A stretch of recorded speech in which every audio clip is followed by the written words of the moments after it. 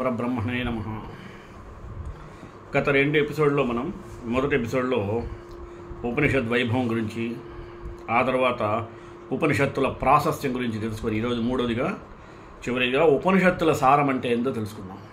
మొదటగా ప్రార్థన. వసుదేవసుతం దేవం కంసచాణూరమర్దనం దేవకీ పరమానందం కృష్ణం వందే జగద్గురుం. అసలు మనం ఉపనిషత్తులను అర్థం చేసుకోవడంలో చాలా సమస్యలు ఉన్నాయి. 108 ఉపనిషత్తులు ప్రముఖమైనవి అని మనకి చాలా ప్రసిద్ధమైనవని తెలుసు. ముక్తికోపనిషత్ అని పిలువబడేటువంటి ఉపనిషత్తుల్లో ఒకటి. ఈ 108 ఉపనిషత్తుల్లో విభాగాల వారిగా జాబితానిస్తుంది, కానీ వాటిలో 10 మాత్రమే ప్రధానమైనవిగా స్వీకరించబడ్డాయి. తాత్వికంగా ముఖ్యమైన ఉపనిషత్తులు 108లో కూడా 10 శ్రేష్టమైనవి. అంటే మిగిలినవన్నీ ఈ 10 కాకుండా దాదాపుగా ఎక్స్పోజిషన్స్, విశదీకరణ స్థానాల్లో నిలుస్తాయి. అయితే ఈ 10 ఉపనిషత్తుల్లో క్లుప్తంగా స్పృశించిన అంశాలు ఏందయ్యా అని కనుక ఆలోచిస్తే, ఉపనిషత్తులపై గొప్ప తత్వవేత్తలు మరియు వ్యాఖ్యాతలు 10 మందిని మాత్రమే ప్రముఖంగా పరిగణించారు. ఉపనిషత్తులపై సాంప్రదాయ వ్యాఖ్యాతలు, ఆచార్యులు, వారి పేర్లు మనలో చాలామంది తెలుసు. వారు ఎవరే అంటే శంకరాచార్యులు, రామానుజాచార్యులు, వల్లభాచార్యులు, ఆచార్య నింబార్క మొదలైనటువంటి వారు. వీరు ఉపనిషత్తులు, మరో 2 ముఖ్యమైనటువంటి తాత్విక గ్రంథాలపై, అంటే బ్రహ్మసూత్రాలు, ప్రస్థానత్రయం అంటారు, ఉపనిషత్తులు, బ్రహ్మసూత్రాలు, భగవద్గీత, తాత్విక గ్రంథాలపై వ్యాఖ్యానం చేసినటువంటి వాళ్ళు వీరు. వాళ్ళు చేసినటువంటి వాటిని ప్రస్థానత్రయం అంటారు. ఆ 3 ఏంది అంటే బ్రహ్మసూత్రాలు, భగవద్గీత, ఉపనిషత్తులు. మన భారతీయ తత్వశాస్త్రం యొక్క అత్యున్నత స్థాయిని ఈ 3 గొప్ప ప్రాథమిక గ్రంథాల్లో మనం క్లుప్తంగా, నిశితంగా పరిశీలించవచ్చు. 10 ఉపనిషత్తులు మనకు పునాది. అవి ఏంది అంటే ఈశకేన కఠ ప్రశ్న ముండమాండుక్యతిరిః ఐతరేయం చ చాందోగ్యం బృహదారణ్యకో యథా. ఈశోపనిషత్, కేనోపనిషత్, కఠోపనిషత్, ప్రశ్నోపనిషత్, ముండకోపనిషత్, మాండిక్యోపనిషత్, తైత్తిరీయోపనిషత్, ఐతరేయోపనిషత్, చాందోగ్యోపనిషత్ మరియు బృహదారణ్యకోపనిషత్తులు అని ఈ 10 ముఖ్యమైన ఉపనిషత్తులు సాంప్రదాయకంగా వివరించేటువంటి సాధారణ క్రమం ఇది. అయితే ఆధునిక పండితులు భిన్నమైనటువంటి క్రమాన్ని కలిగి ఉన్నారు. వారు పురాతనమైనవి, ఉత్తమమైనటువంటివి, అలాగే తరువాతి వాటిని తక్కువ ప్రాముఖ్యత కలిగిగా భావిస్తారు. ఈశావాస్యోపనిషత్తు ఒక్కటే వేదంలోని సంహితా భాగంలో ఉంది. ఈ ఉపనిషత్తు పఠనంతో వేదాల సంహితల మాదిరిగా ప్రత్యేక స్వరం అవసరం, ప్రత్యేకించి ఈశావాస్యోపనిషత్తుకు మాత్రం. అయితే మనం పుస్తకాన్ని చదివినట్లుగాను, పద్యాలుగాను మామూలుగా చదవలేము. ఈ ఉపనిషత్తులు ఏదో ఒక దేవుడికి చేసే ప్రార్థనలు కావు. వీటిని మనం నిత్యం సాధనగా ప్రతిరోజు జపించవచ్చు. ఉపనిషత్తులు ఏ దేవుడి గురించి చెప్పలేదు, బాగా గుర్తుపెట్టుకోండి. అలాంటప్పుడు భగవంతుని గురించి చెప్పకపోతే మరి ఉపనిషత్తులు ఏం చెబుతున్నాయి? ఇది దైవం గురించి మాట్లాడుతుంది, కానీ మన సాధారణంగా మన పెంపకం, సంస్కృతి, భాష లేదా సంప్రదాయం ప్రకారం మన మనస్సులో అనుకున్న దాని గురించి మాత్రం కాదు. ఇది భగవంతుని సూచిస్తుంది.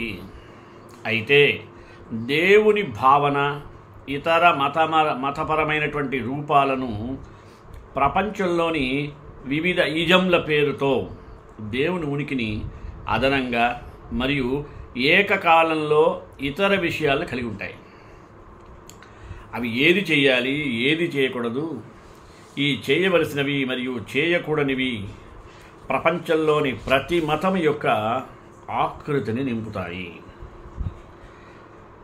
ఏది చేయాలో ఏది చేయకూడదనేది ఉపనిషత్తుల్లో ఈ ద్వంద్వత్వం ప్రశ్న తలెత్తదు. చెయ్యడమే పని.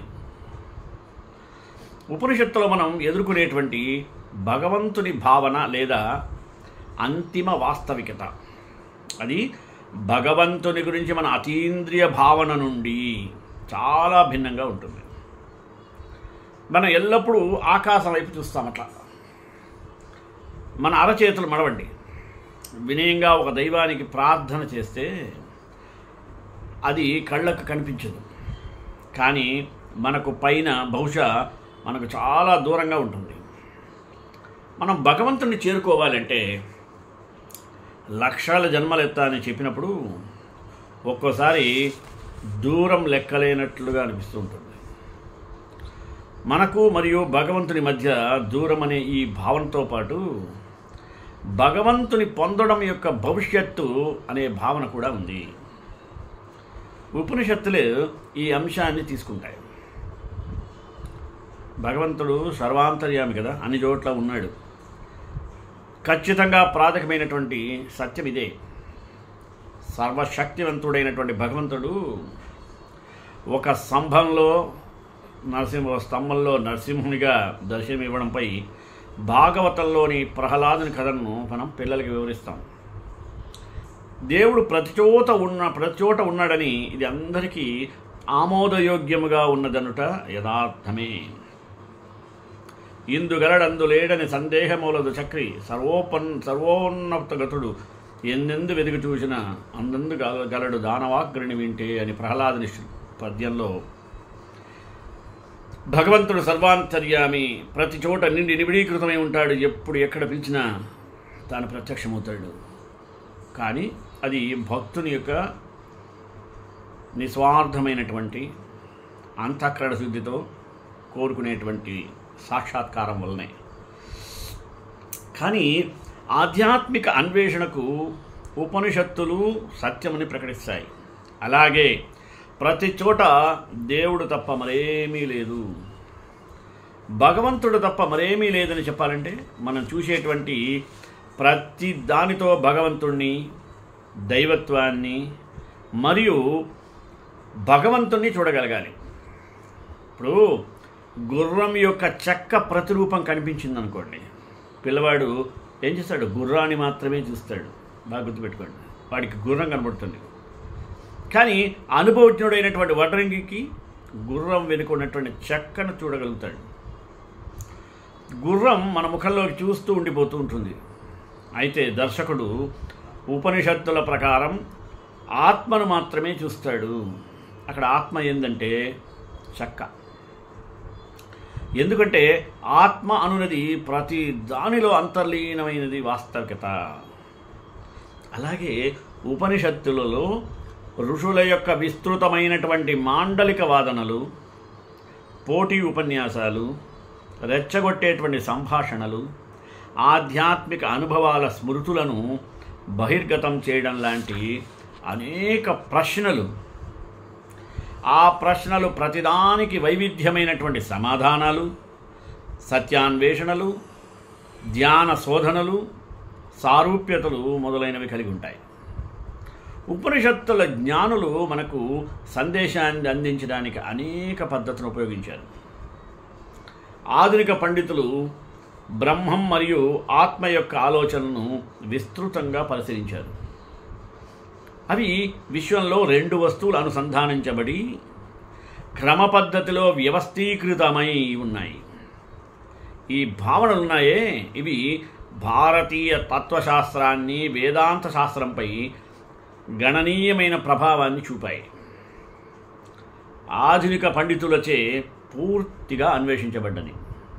ఇది ఉపనిషత్తులను ప్రపంచానికి ఆకృతి చేసేటువంటి ఏకైక, విస్తృత మరియు ప్రాథమిక సూత్రాన్ని గుర్తించడం ద్వారా ఏకీకృత భావన చేయడానికి అనుమతిస్తుంది.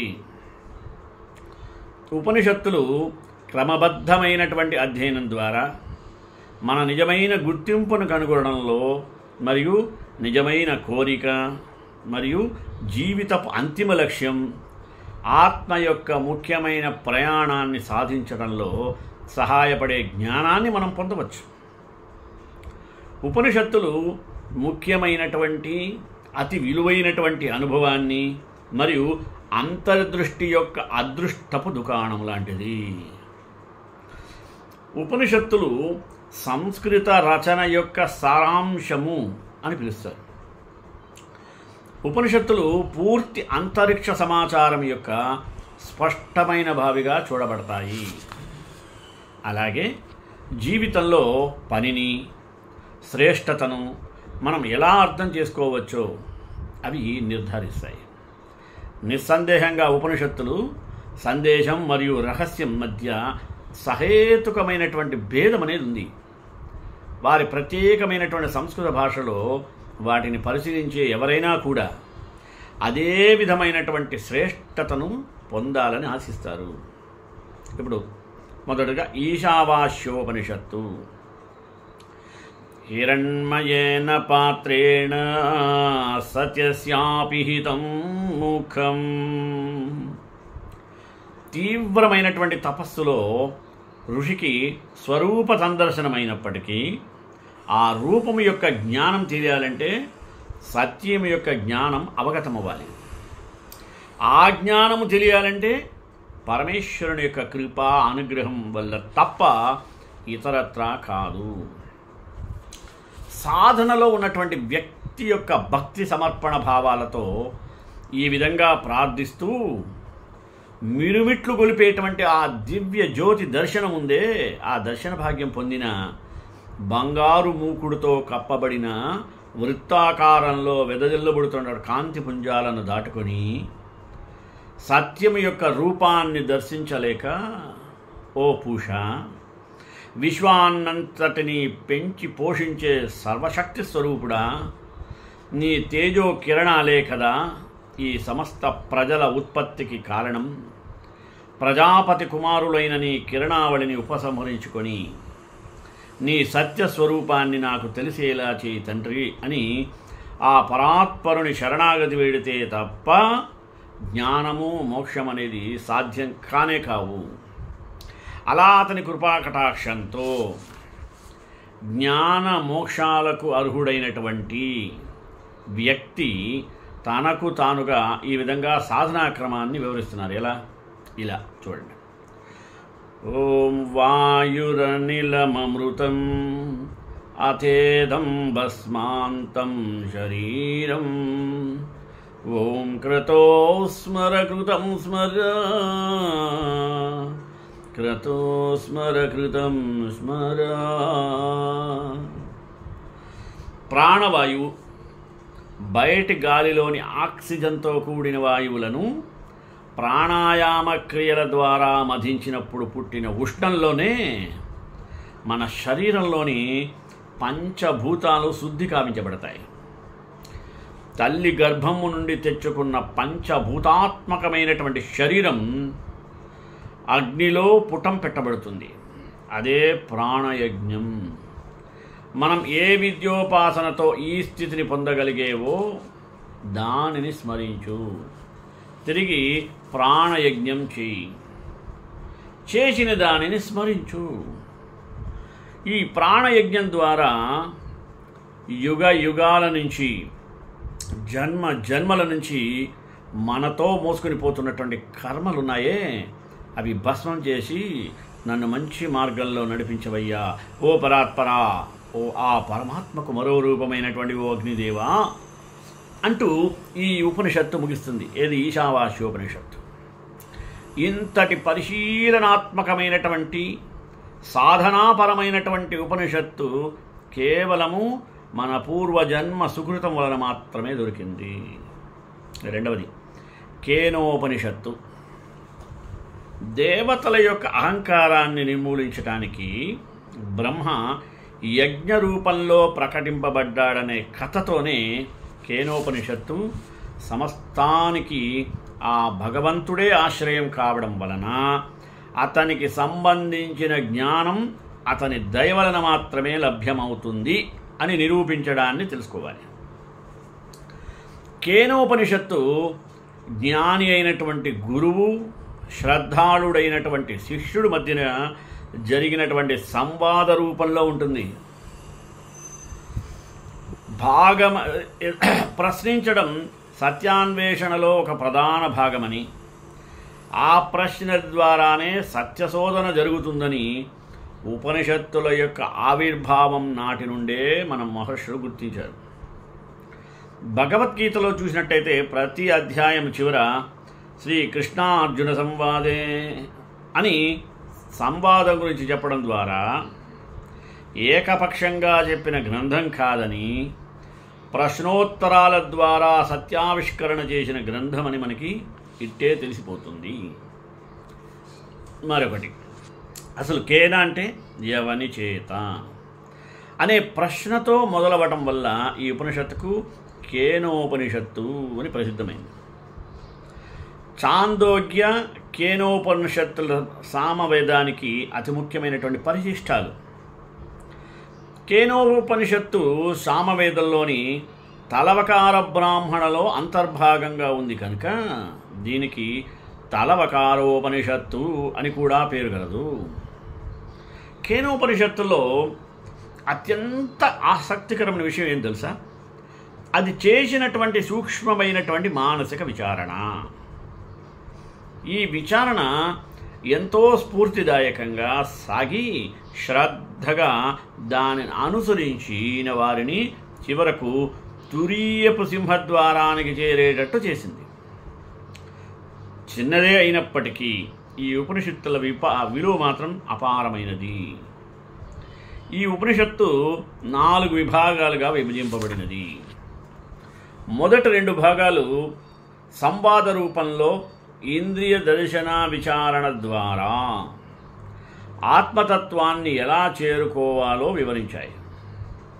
2 మనస్సును ఇంద్రియాల కార్యకలాపాల నుండి వివక్షించి వేరుపరచడం ద్వారా ఆత్మను లేదా శుద్ధ చైతన్యాన్ని ఎలాగ సాక్షాత్కరించుకోవడమో ఇవి 2 వివరించాయి. ఇంద్రియాలు ఆత్మను దర్శించడానికి బొత్తిగా సామర్థ్యం లేనివి కాబట్టి ఈ సాక్షాత్కారం ఆత్మ స్వయం స్ఫురణ శక్తి ద్వారానే సాధించబడుతుంది. ఇక 3వ భాగంలో దేవతలే ఇంద్రియాలు అని, 4వ భాగంలో కర్తృపక్షంగా కర్మపక్షంగా బ్రహ్మను గూర్చినటువంటి ధ్యానము దాని ఫలితాలు చెప్పబడ్డాయి. సామవేదంలో ఉన్నటువంటి చాందోగ్య కేన ఉపనిషత్తులోని శాంతి మంత్రం ఎలా ఉంటుంది? ఓం ఆప్యాయంతు మమాంగాని వాక్ప్రాణచక్షుః శ్రోత్రమథ బలమింద్రియాణి చ సర్వాణి సర్వం బ్రహ్మోపనిషదం మాహం బ్రహ్మ నిరాకుర్యాం మా బ్రహ్మ నిరాకరోత్ నిరాకరణమేస్తు తదా ఆత్మని నిరతేయ ఉపనిషత్సు ధర్మాస్తే మయి సంతు. ఓం శాంతి శాంతి శాంతి. ఈ శాంతి మంత్రంలో ఉపనిషత్కారులు బ్రహ్మజ్ఞానం ఎలా సాధ్యమవుతుంది అనే విషయాన్ని సూచనాప్రాయంగా చెప్పారు. కర్మేంద్రియాలను నిగ్రహించి ఇంద్రియ వృత్తులను నిరోధించి మనస్సు మరియు ప్రాణముల సహకారంతో బ్రహ్మత్వాన్ని గ్రహించేందుకు ఊర్ధ్వగాములు కావాలి. మన యొక్క వాక్కు, ప్రాణం, కన్నులు, చెవులు తృప్తి చెందినప్పటికీ ఇవన్నీ బ్రహ్మత్వానికి అతి సమీపంలోనే ఉన్నాయి. మనసు బ్రహ్మత్వాన్ని నిరాకరించకుండా ఉండాలి. అంటే తెలుసుకోవాలనే ఆకాంక్ష కలిగి ఉండాలి. అది లేకుంటే మానవ జన్మే వ్యర్థమని అర్థం. బ్రహ్మజ్ఞాన కాంక్ష పూర్తయ్యేందుకు ఆ పరమాత్మ యొక్క కృప చాలా అవసరము. అందుకే బ్రహ్మత్వం నన్ను నిరాకరించకుండా ఉండని అనేది మన ప్రార్థన. జ్ఞానప్రాప్తి అయ్యాక మనస్సునకు తృప్తి, ప్రాణుని ద్వారా కర్మేంద్రియాలకు బ్రహ్మేంద్రియాలకు అమృత ప్రాప్తి జరిగి పుష్టి లభిస్తుంది. ఇంద్రియ వృత్తులకు నిర్వికారత్వం ఏర్పడుతుంది. ఇంత జరిగిన బహిర్ముఖ స్థితికి వచ్చాక లౌకిక వ్యవహారాలలో మోహాది ద్వంద్వాలలో చిక్కుకొని ఆ బ్రహ్మత్వాన్ని మర్చిపోవడం జరుగుతుంది.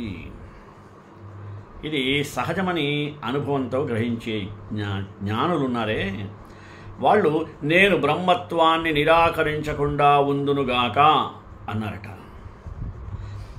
ఆత్మరతుడై ఆ ఉన్నత స్థితిలో తెలుసుకున్న ధర్మానికి అనుగుణంగా జీవించేందుకు అవసరమైన పద్ధతి మన నిజ జీవితంలో నిరంతరము స్థిరంగా నిలిచిపోవాలని, దానికి విరుద్ధంగా మన జీవనం ఉండకుండా ఉండాలని సాధకుడు సర్వదా కోరుకుంటుంటాడు.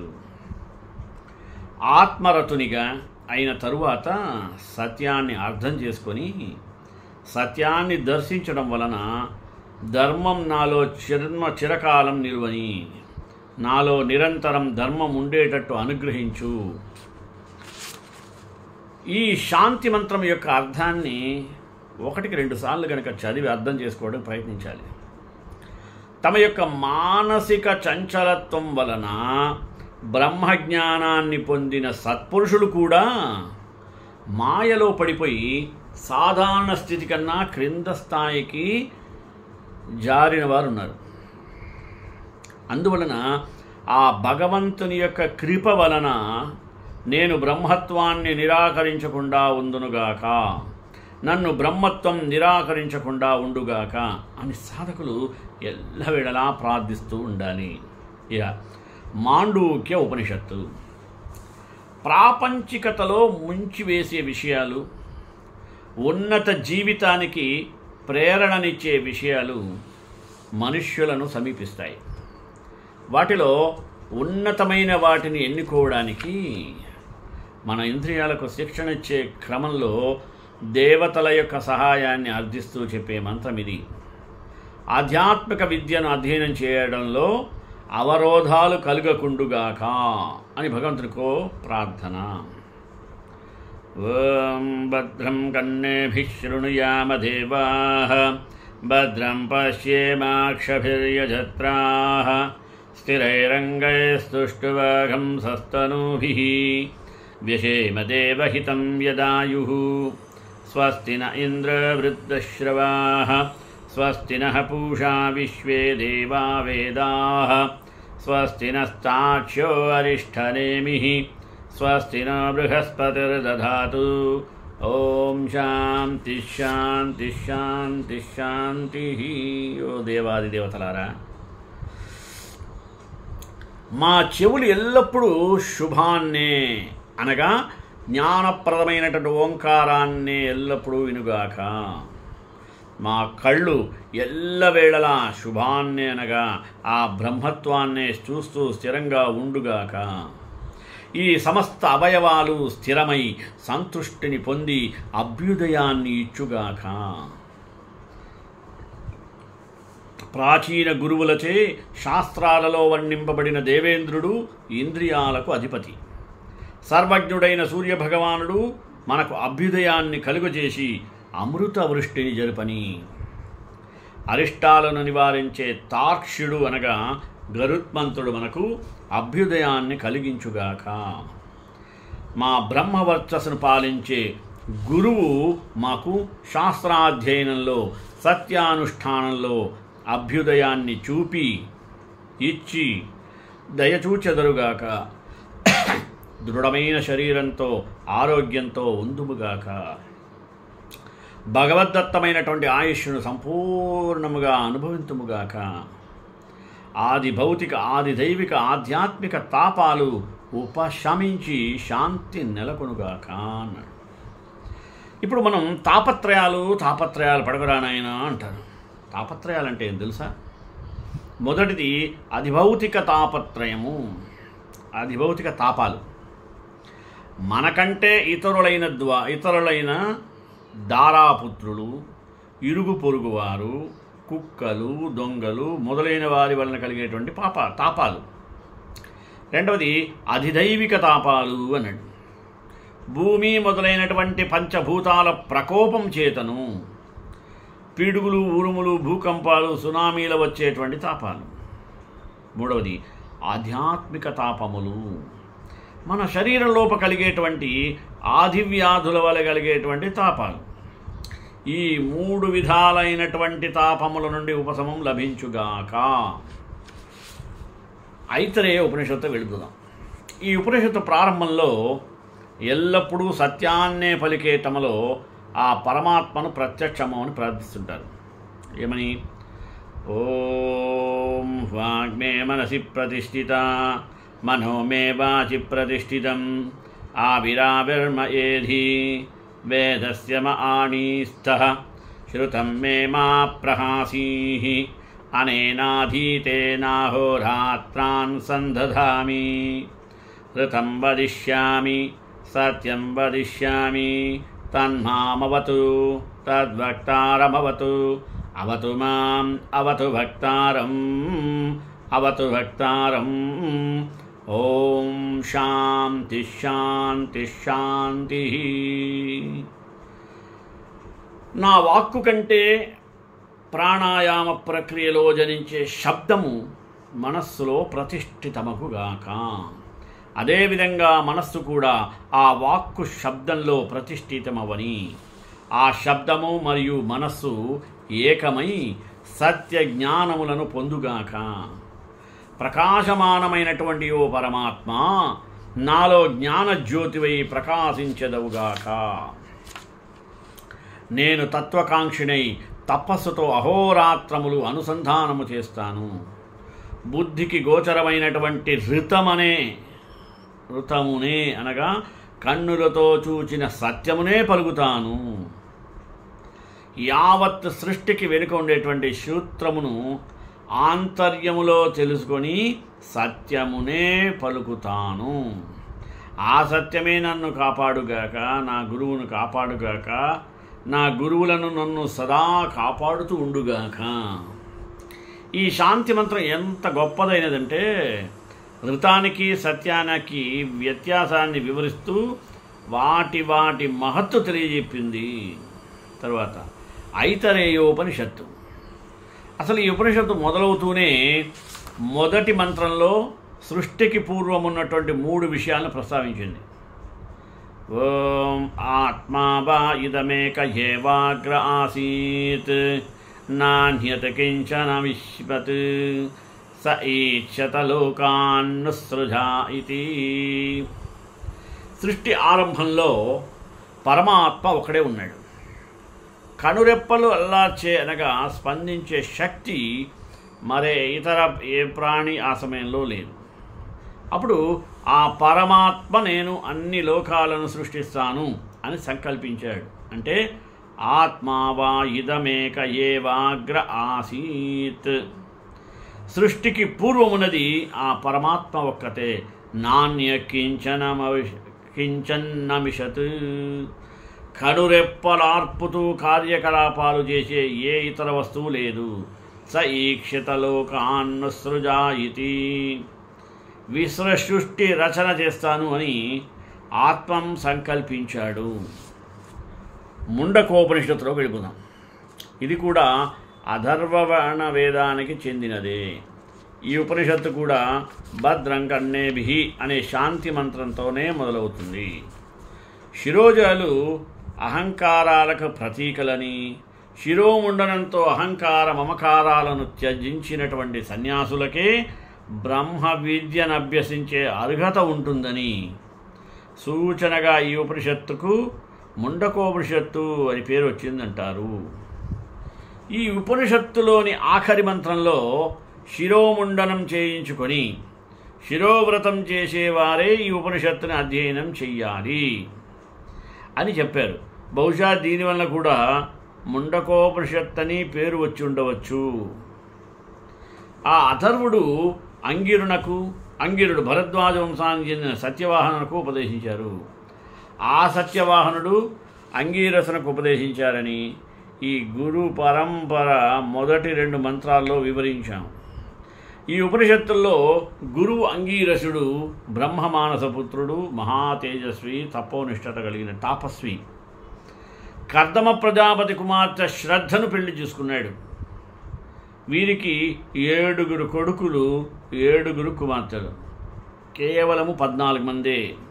దేవగురు అయినటువంటి బృహస్పతి అంగీరసుని కుమారుడే. అప్పుడు బ్రహ్మదేవుని ఆదేశంతో అంగీరసుడు అగ్ని పదవిని అలంకరించుకొని యజ్ఞాలలోని హవ్యాలను దేవతలకు చేరవేస్తూ అగ్నిదేవి కార్యాలన్నీ సమర్థవంతంగా నిర్వహించాడు. దానితో అందరూ అగ్నిదేవుడు లేని లోటు గుర్తించలేకపోయారు. అప్పుడు అగ్నిదేవుడికి జ్ఞానోదయమై తన స్థానాన్ని తిరిగి స్వీకరించడానికి వచ్చాడు. కానీ అంగీరసుని తేజస్సు చూసి భయపడి వెనుదిరిగిపోయాడు. అంగీరసుడు అగ్నిదేవుణ్ణి ప్రతిమాని అతని స్థానంలో ఉంచాడు. అగ్నిదేవుని కోరిక మేరకు అంగీరసుడు ద్వితీయ స్థానాన్ని స్వీకరించటం.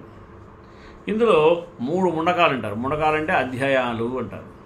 ప్రతి ముండకము 2 ఖండాలుగా ఉన్నాయి. మొత్తం 64 మంత్రాలు ఉన్నాయి. ఇక తైత్తిరీయోపనిషత్ మొదటిదైన శిక్షావల్లి సన్నో మిత్ర సంవరుణ అనేటువంటి శాంతి మంత్రంతో మొదలవుతుంది. ఈ శాంతి మంత్రంలో విభిన్న దేవతలను మానవాళికి మేలు చేకూర్చమని ప్రార్థన చేస్తాం. ఇందులో ప్రతి దేవతా బహిర్గతంగా ఈ విషయంలో ఒక శక్తిని మనిషిలో అంతర్గతంగా ఇంకో శక్తిని ఉత్తేజపరచి క్రియాశీలకంగా పనిచేస్తున్నాయని చెప్పారు. ఈ దైవీ శక్తులన్నీ ఏకీకృతమై ఒకే దిశలో పనిచేస్తే ప్రపంచమంతా అనుకూలంగాను ఆనందదాయకంగాను ఉంటుంది. కానీ ఆ ఆనందమయమైనటువంటి సమయంలో కూడా ఈ సమస్త జగత్తులలోనూ కళ్యాణప్రదంగా అనుకూల పరిస్థితులకు ఏర్పడటం అప్పుడు మహాయజ్ఞాల్లో మనలో ఉన్నటువంటి అంతర్గత శాంతి ఉచ్చస్థితిలో ఉంటుంది. ఓం షన్నో మిత్రః శం వరుణః షన్నో భవత్వర్యమాం షన్న ఇంద్ర బృహస్పతిః షన్నో విష్ణురుక్రమః నమస్తే వాయో త్వమేవ ప్రత్యక్షం బ్రహ్మాసి త్వామేవం ప్రత్యక్షం బ్రహ్మ వదిష్యామి ఋతం వదిష్యామి సత్యం వదిష్యామి తన్మామవతు అవతు భక్తారం. ఓం శాంతి శాంతి శాంతి. ప్రాణానికి పగటికి అభిమాన దేవత అయినటువంటి మిత్రుడు మనకు మేలు చేయుగాక. అపానానికి రాత్రికి అధిపతి అయినటువంటి వరుణుడు మనకు సమస్త శుభాలను కలుగుజేయుగాక. కళ్ళకు సూర్యునికి అభిమాన దేవత ఆర్యముడు మనకన్న శుభాన్ని కలుగుజేయగాక. చేతులకు బలానికి మనకు శుభాన్ని కలిగేటువంటిది ఆ మహర్షికి నమస్కరించుగాక.